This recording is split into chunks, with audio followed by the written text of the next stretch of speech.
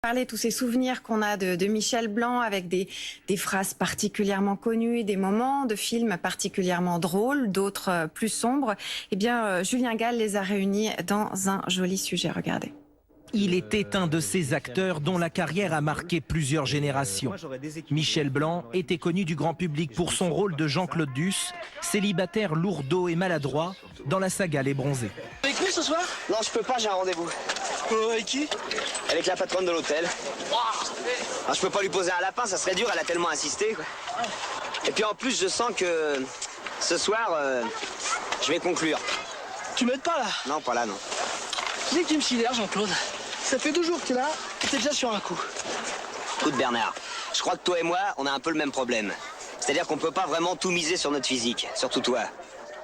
Alors si je peux me permettre de te donner un conseil, c'est oublie que t'as aucune chance, vas-y, fonce.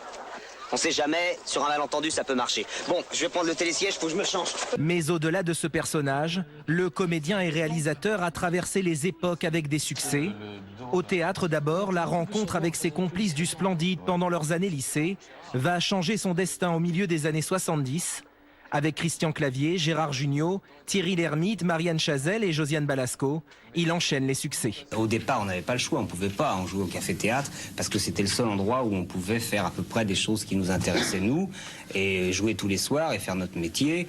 Donc c'est pour ça que c'était formidable et que de toute façon je trouve ça formidable en soi. Mais on avait derrière la tête l'envie de faire du cinéma. Issu d'un milieu modeste, l'enfance de Michel Blanc est marquée par des trajets réguliers entre Puteaux et Colombes, où il vit avec son père déménageur et sa mère dactylographe, des parents qui travaillent toute la journée. Ce goût de l'effort, il le mettra au service d'un collectif sur les plateaux de tournage, d'abord en tant qu'acteur, mais aussi à la réalisation. En 1984, Michel Blanc passe derrière la caméra pour réaliser la comédie Marche à l'ombre, un succès aux 6 millions de spectateurs. J'ai du mal à parler parce que j'ai les dents qui poussent. Qu'est-ce que t'en sais, tu sais pas lire. Dehors, c'est le printemps, tu m'as même pas emmené voir les bourgeons. Mais ma parole me fait une scène. C'est pas une scène, c'est quelqu'un qui craque. Je suis à bout, Bob. Dans une deuxième partie de sa carrière, il tourne en partie le dos à la comédie et choisit de se réinventer avec des rôles à la tonalité plus dramatique, comme en 1986 dans le film Tenue de soirée de Bertrand Blier. Parce que là, d'un seul coup, les choses ont changé. Le film a été sélectionné à Cannes. J'ai eu un prix d'interprétation. Et on s'est dit, ah ben, peut-être qu'il peut jouer autre chose. Et donc, les auteurs de cinéma d'auteur se sont dit, bon, peut-être qu'on peut faire oublier Jean-Claude Duss. En 2012, il obtient son premier César pour le film L'exercice de l'État. Meilleur acteur dans un second rôle, Michel Blanc dans L'exercice de l'État. L'important, l'essentiel, c'est de ne pas décevoir les espoirs qu'on porte en vous.